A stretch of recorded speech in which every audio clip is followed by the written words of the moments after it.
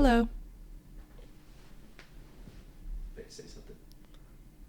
Hi. Testing. Wait, okay, that's fine. Okay. I've been doing it a lot, but I just started recording. Texting. Wait, okay, say something again. Hi. Okay, it works. Okay. I was planning to write questions down. This is what I've done for the other podcast, but I just end up not writing any questions. So I'll just be asking spontaneous ones. Okay. So I guess the question that I've been wondering for a pretty long time about you is when you do all the things that you do and you're super busy in high school preparing for all these different things, are you aware of how people look at you and how people perceive you as someone who's doing so many things?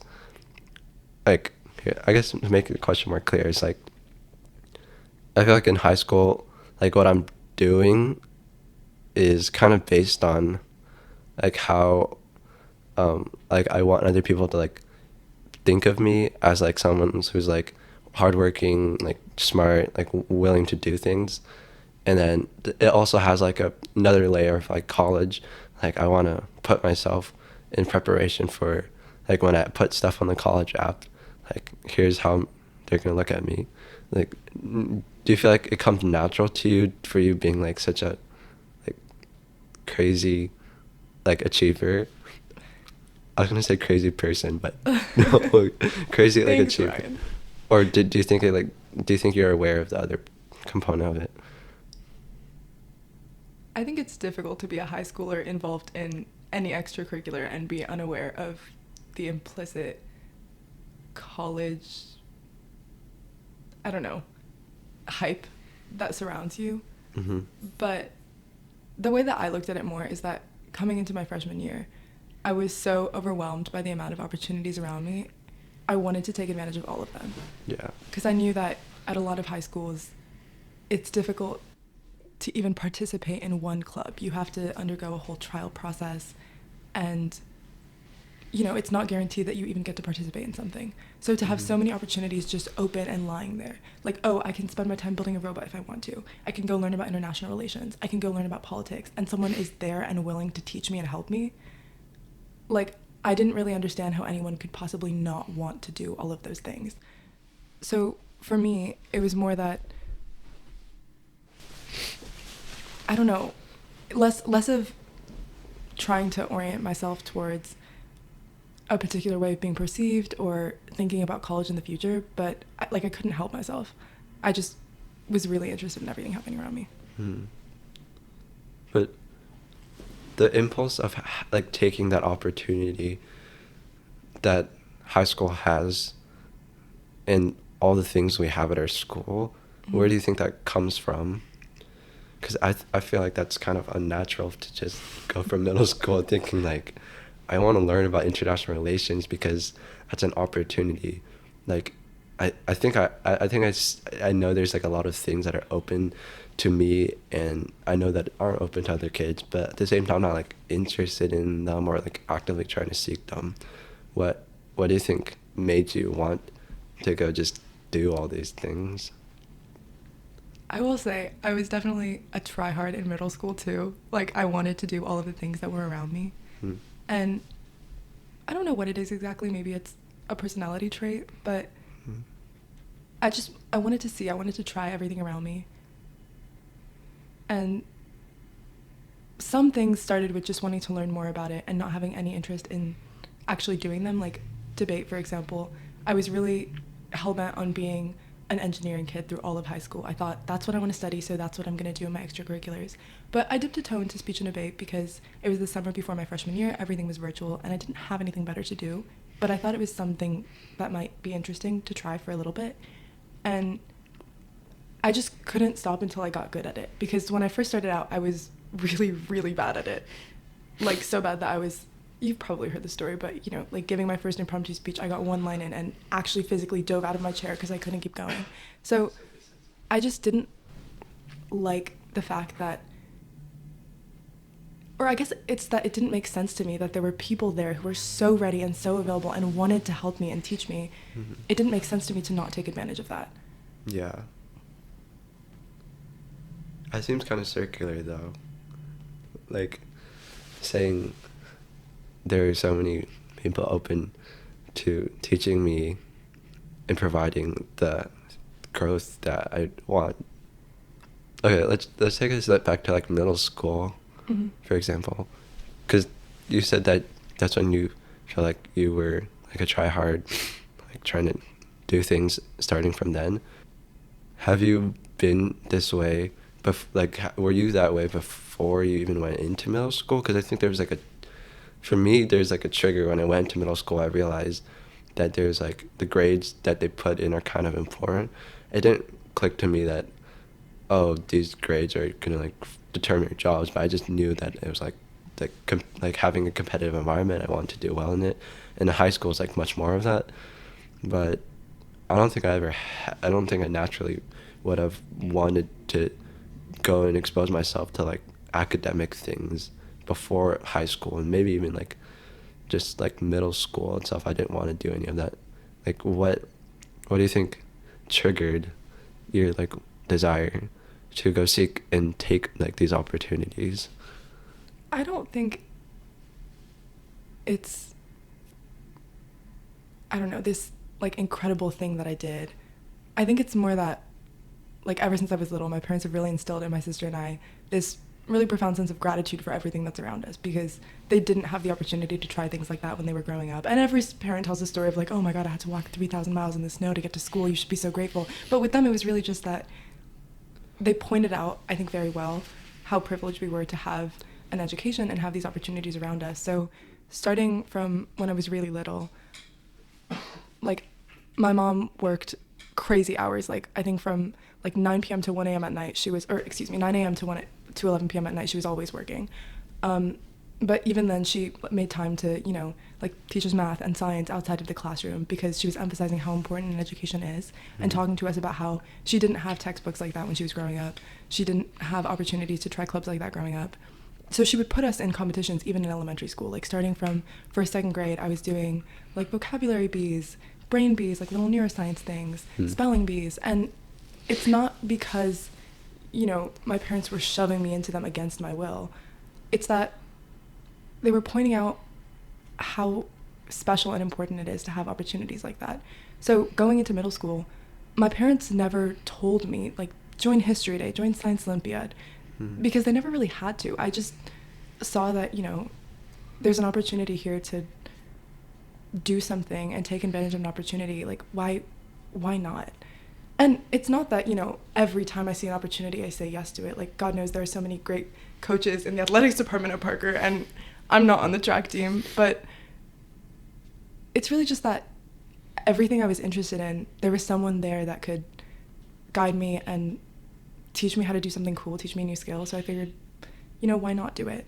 And going to high school, a lot of times that didn't make sense with a college application. Like, for example, I've been doing History Day since I was in 6th grade, and that didn't really feature on college applications, but I loved it. I really liked learning about different historical projects, even though it had nothing to do with anything else. And there were so many people there willing to help me through that and teach me how to pursue my interests beyond the classroom. And I just never wanted to become someone who thought that learning was a chore, because it's just, I don't know, it's interesting. There are so many things that you can do. Why not do them? Does anything ever feel like a chore to you? Yeah, definitely. I will say, like, I'm not honestly the best in the classroom. Especially I think with like STEM subjects, it doesn't come naturally to me at all, even though I want to be an engineer. So I'm definitely never the student that's going to be the valedictorian or salutatorian, even though I obviously try in the classroom and want to learn more. I don't know. Like, for me, I can be really die-hard about things that I'm passionate about, and I love exploring things that I'm interested in. But if I'm not interested in something in the classroom, then it takes me a second to force myself to learn it.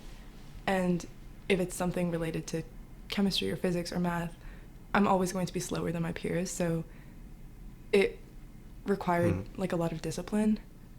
So, you know, sometimes like slugging through AP chemistry problem sets or like forcing myself to go into pre-calc office hours, I didn't really enjoy doing that. Yeah. The idea of like learning being a chore is like what I'm like really scared of. Like when something just turns into something that there's the reason why I'm doing it becomes something that is like short-lived. And I think the way like speech and debate has been to me is kind of like goes up and down in how I think about it. But like for LD sophomore year, I was like, I think just wanting to do the research, it was interesting to me, and it was like really fun. And then like kind of the competitive aspect of it was like, I want to combine it with this so I can do well. And then doing circuit debate this year, and then I think the way I look at circuit debate and LD is kind of different now. It's like I really want to do well in LD, and then I think my desire to learn kind of crashed at the end of this year, which is like really scary. Do you ever feel like you're disciplining yourself to try to like change your intentions for something? Like, do you ever feel like you want to make AP Chem, for example, like a class that you're really interested about, or do you think that you just take it, like if something's really just not interesting, like you'll like discontinue it and try to just do it through the normal method of like, oh, I need to do this class, I'll just do the work in it and I'll be done with it? Let me put it this way. I do the things that interest me outside of the classroom, but I don't do them, you know, for a college app or because of how I think others might perceive me. But I am aware of those things, and definitely through high school when it came to my course load, I was very aware that I needed a competitive course load to get into college. And for me, I wanted to get into college so I could continue doing the things outside of the classroom that I really love to do. So for a class like AP Chem, I was always going to take it because I needed to, and I was always going to put in the work because, you know, we had this really amazing teacher, frankly, who was there putting in the time to teach us, so obviously I was going to try. But once I got, you know, an A- on a test, I wasn't going to push myself to get the A+. I was going to do what I needed to do well enough in the class, because I wanted to spend that extra 3 or 4 hours it might have taken me to get from an A- to an A+ on something that I really loved. Because why would I spend so much time studying something that I didn't love when I could be spending that time working on a project in the lab or at robotics learning a new skill? So for me, I'm acknowledging that requirements are real and you do need to put in work towards them. But the way I see it, if something is a threshold and it's not something you're passionate about, you need to put in the work required to meet that threshold. And then after that, if you're putting so much time into something that doesn't necessarily make a huge difference in terms of that threshold, and you're not enjoying doing it, I just think you should ask yourself why. We all have a little bit of senioritis, I think, where we have a little more perspective when it comes to our grades third trimester, but most people I know in like the group of people you're thinking about have continued to maintain the grades because we weren't maintaining them for just college in the first place. We were maintaining them for ourselves. Ella, are you taking 7 AP classes this year? No, I'm taking 5 AP classes and then 6 exams because physics is 2 because of physics. Because I wanted to ask you, like, do you think when senior year hits, you'll be like so motivated to enjoy school and everything, or do you think senioritis will come over you? I think during the first trimester, especially when it's really busy with college ups, I'm going to be pretty stressed, but I also know that my grades are still going to matter like significantly more because that's what colleges are going to see oftentimes. But I think that once the pressure is taken off and college ups are done, I'm going to be able to enjoy my classes a lot more and like be able to just enjoy senior year.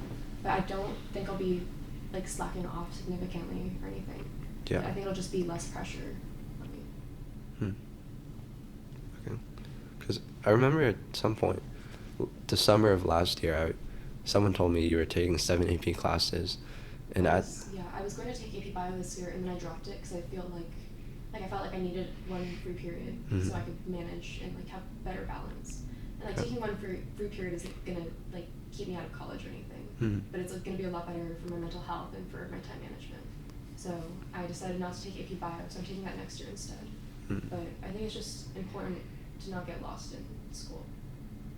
Has it been fine this year? Like 5 APs and 1 free period? I think for the most part it's been okay. I think Chinese has been a bit of a challenge for me because I don't speak it at home and I'm not fluent. But all of my other classes have been pretty easy to manage. Okay.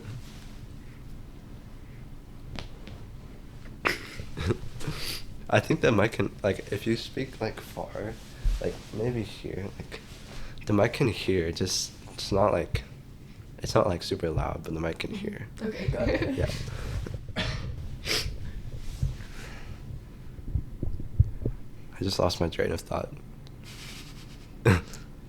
Wait. Yeah, okay. College admissions process time. My favorite time of year. Your favorite time of year. How like was it now, like looking back? Is it like stressful, or do you think everything went smoothly or as planned? Genuinely, I think, okay, I'm dividing it into 2 pieces, right? Like the working part and the waiting part. And the working part for me was completely stress-free. And that's mostly because I had a first draft of all of my essays done before the school year started. And I took the period from September to November to just edit thoroughly and revise. And I can't recommend that model enough because genuinely reflective writing is a pain in the ass, and a lot of times people think that they can write it like any other English essay and work on it in the last minute. But if you're trying to translate who you are onto a piece of paper, you need to make sure that it's something that other people can interpret correctly. So you need to get multiple sets of eyes on it. And for me, I had time to do that, and I genuinely really enjoyed writing the essays.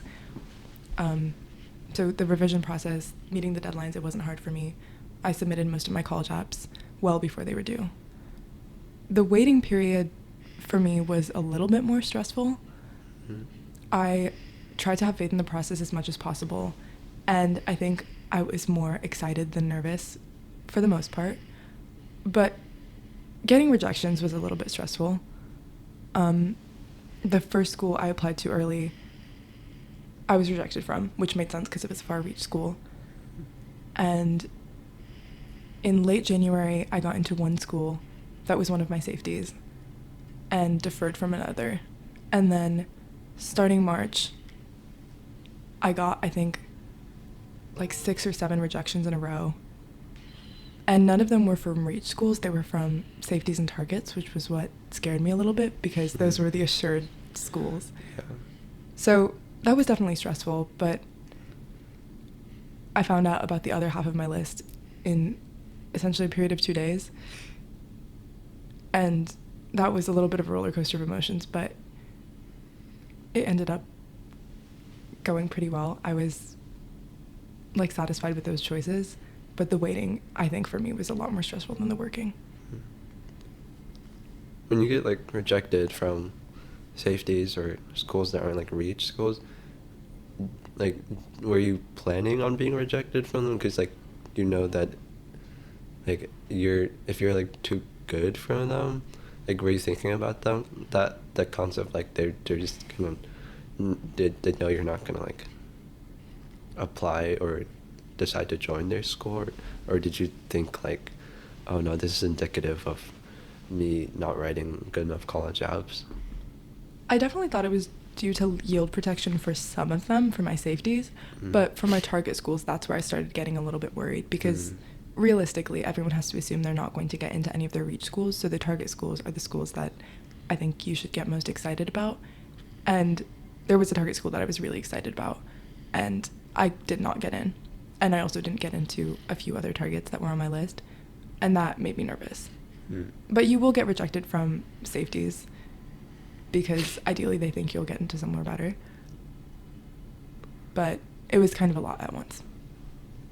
Do you have any idea of why target schools like rejected you? Do you think there was like something you did wrong writing your essays, your like what you submitted, like your activities or anything that like do you think target schools didn't like or want? I look back at my college process and I don't have any regrets about any of the essays I submitted or any of the activities I put in my list. I think it's really just that the college process is really difficult, and a lot of those target schools had a high volume of applications. Yeah, I don't know. I think if you're a competitive applicant that's worked really hard in high school, you will have some of your targets reject you, and while that's scary, it can sometimes be a good sign because it means that they think you'll be admitted and matriculate into a better university. It was scary in the moment, but things worked out.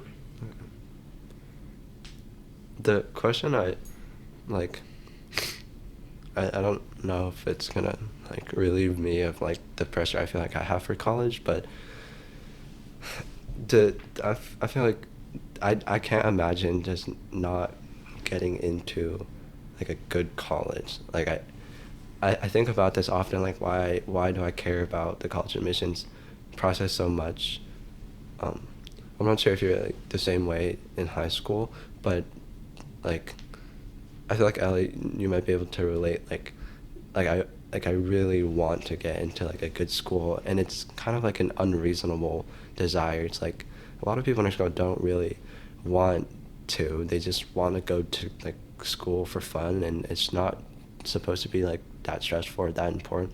And to be honest, like I think there are like good practical reasons for going to a good school. Like I could prepare for my future job, I can be around like great people, and just like have better professors and all that. But I don't think, in my head, I don't think about any of that. The reason why I want to get into college is almost like prove to myself that I did something in high school that is worth for college, and that everyone will like really think that I'm cool because I got into a good college. Like that, I feel like that's kind of a bad reason, but I can't. I'm trying to convince myself that's not. I relate to that completely. You relate to that?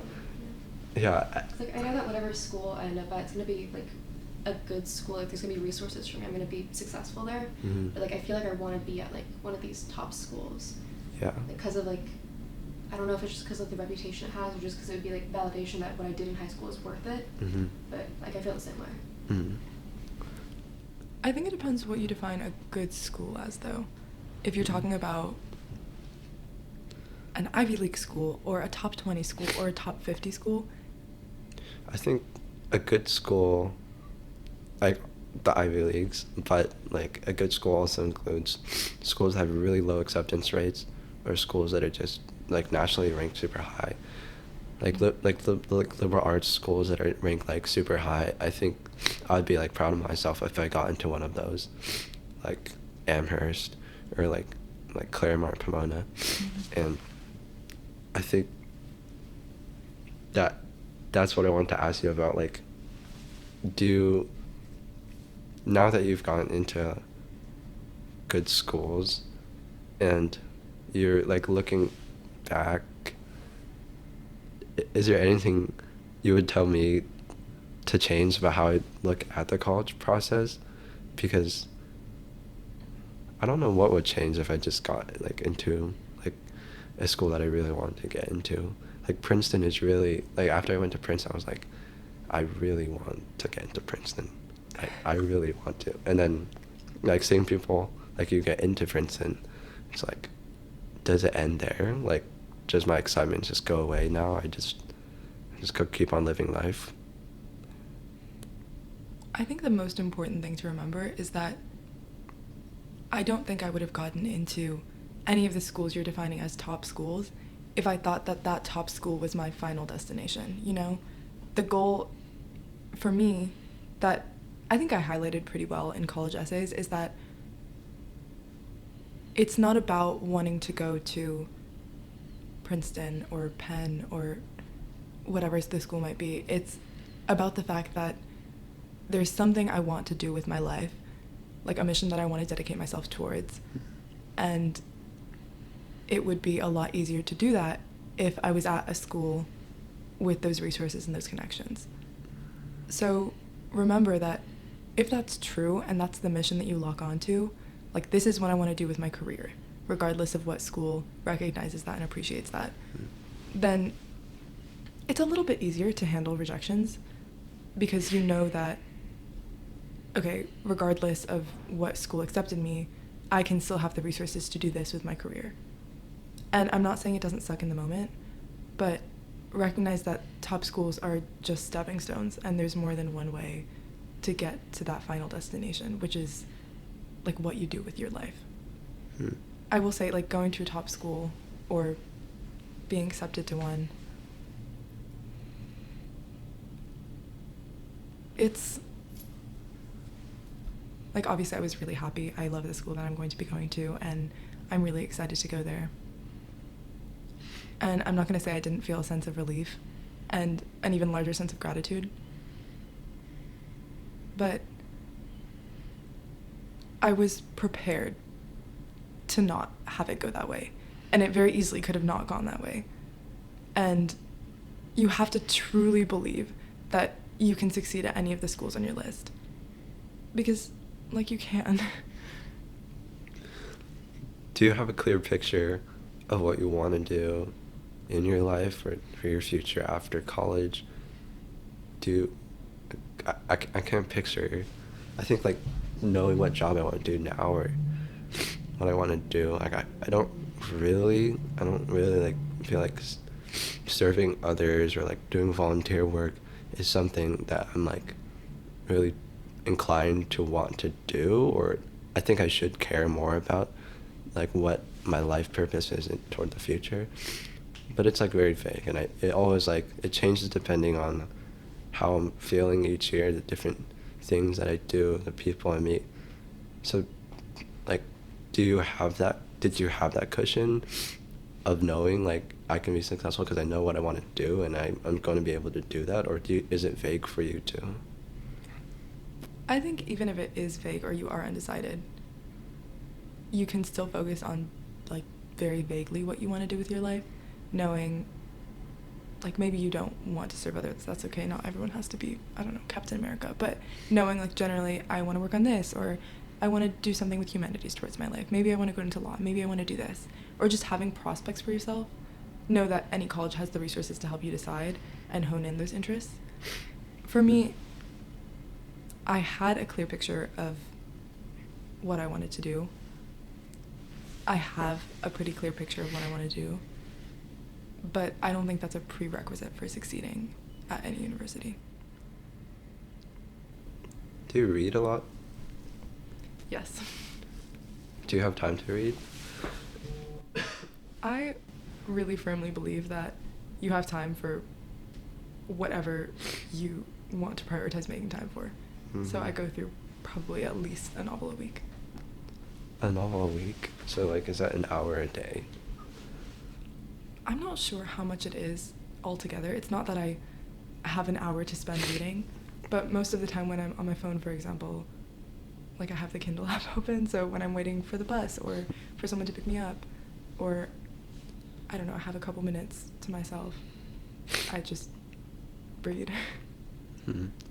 I've been trying to read more because that's what they say helps you become a better person and grow smarter, but it's so hard to just it's hard to maintain your sleep schedule and also do all your homework on time and then still have time to like have pleasure reading or read for fun. Like I've been trying to read this book for like a month and I've read like 20 pages. I've read like 2 pages at a time and it's been kind of frustrating. Don't, I think, like be mad at yourself if you don't have time, because it's hard to be a high schooler. But even 2 pages, it's like 2 pages worth of knowledge that you didn't have before you tried, so I don't know. I'd keep trying. Okay, this is my last question. Do you ever feel like you have no time? Because when I think of you, like, and everything you do. I don't like make you feel self-conscious about like your achievements or like how successful you've been in high school, but I just think like Sanjana makes time. Like she just somehow she gets things done so quick, and she like when she wants to, she can just like produce 2 hours for free, and like I can't do that. It's like not fair. Like I can't just like do what she's doing. Like I was trying to do a history day this year because I wanted to like research like a religion like project, and I was telling Dr. Kurtz like I really want to do this project, but then with all the tournaments this year with like circuit debate, I just didn't have any time. And then like I was thinking of like you, it was like how did Sanjana do history day last year, and how did she like do it with all these tournaments? Like she was going to tournaments, she was judging practice rounds, and she was doing robotics at the same time. Like is time like how do you make time for things? Do you ever feel like there's a pressure in doing things? I'm sure you do, but I'm just wondering to what degree. I think one thing that is genuinely a really big factor is that I'm in bed by the latest 10:30 pretty much every night. And I really firmly believe that when you have enough sleep, you're a lot more efficient when you're awake. And I know that sounds like something your parents would say. And sometimes there are nights when you just can't sleep. I've pulled all-nighters. I've stayed up pretty late. I get it. But if you're doing that most of the time, it's really hard to have motivation to do anything because you're so tired. Yeah. Another thing is that for me, the weeks where I have like 3 papers due and robotics every single night and a debate competition on Saturday that I have to do, you know, practice rounds for, and I really have a history day deadline that I need to make by that night, and oh, my lab also needs something for me. Like, those were some of my favorite weeks of high school because just the adrenaline rush of having to do everything and get it all done, I really like that. And for some people, that would really stress them out and that doesn't work for them, and that's okay. But for me, I didn't mind so much. I just, you know, did what I had to do. But another thing on time management is that sometimes you can't do everything, so you have to know what to give up when. For history day, most of the time, I worked really hard over the summer. I did all my research over the summer, and then I assembled my actual project about 2 weeks before competition. And so for history day, I knew, okay, my busy periods are right before competition. And if that coincides with a busy period of something else, then I just need to plan around that. If you have like 2 extracurriculars, those 2 extracurriculars will fill all of your time. If you have 15, those 15 will also fill up the same amount of your time, right? So whatever you do, it's never going to seem like there's empty spaces in your schedule. But if you want to make time for something, like you always can, I think. And I genuinely don't think it's because of any kind of like superhuman ability or anything. I think it is. I don't know about that one. Do you think Sanjana is like? I think so. I think she's built different. Yeah. It's not fair. How do you I'm sorry. not get like distracted by other things like social media or just by any other thing you could do? Like how do you actually get yourself to do the work?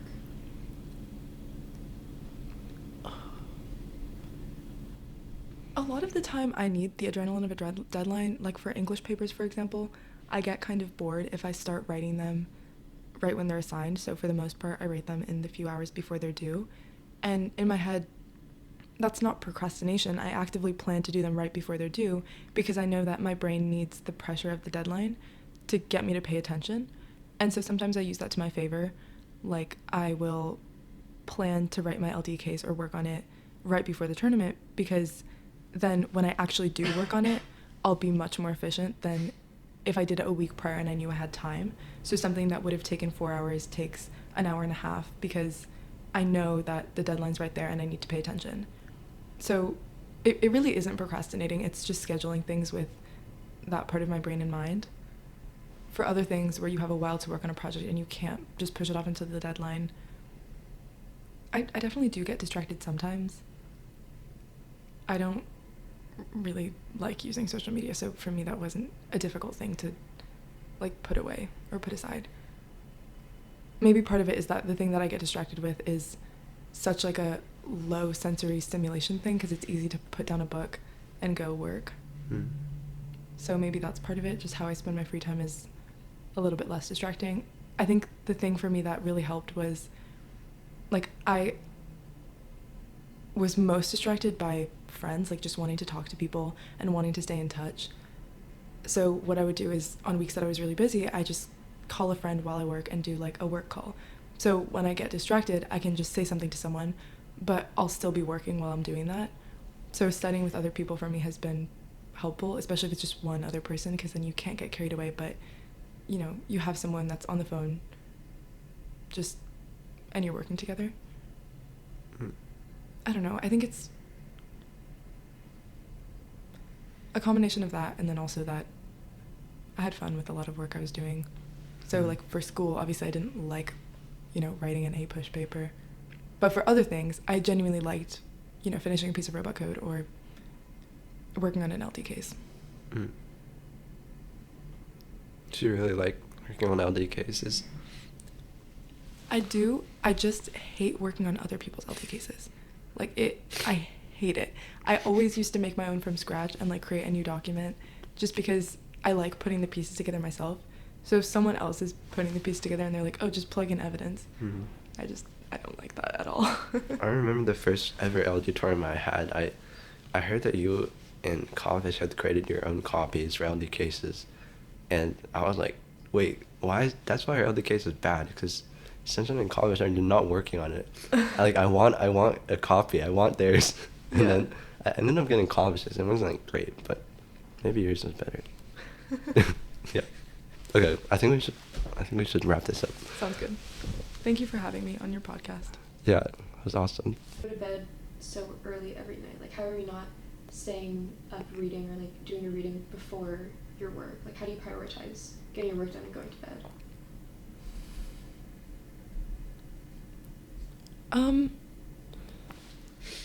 I don't know that it's so much that. It's that I know at like 10:30 I turn into a pumpkin. Like I'm not great at working late into the night unless I have to.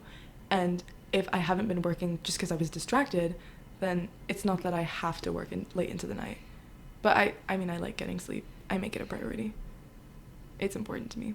It's also that I always have to wake up really early because I get really fidgety if I don't work out or run or, you know, have dance classes or whatever. So I need to be doing something active in the morning, which means I need to wake up early. So in order to do that, I have to go to bed on time. Is that when you usually do your workouts, like in the morning? Or? Yeah. That's really impressive. I don't know about that. I think I'm naturally an early riser. Do you feel like being self-conscious about these things is like worse for you because now you're like thinking that you need to continue these things as like a burden? Or is it just like it won't affect you? I don't think it'll affect me. Okay, a lot of times, I don't know, like throughout high school, people would tell me like, oh, you're so overcommitted, stop doing everything you're doing. And I was just kind of like, okay.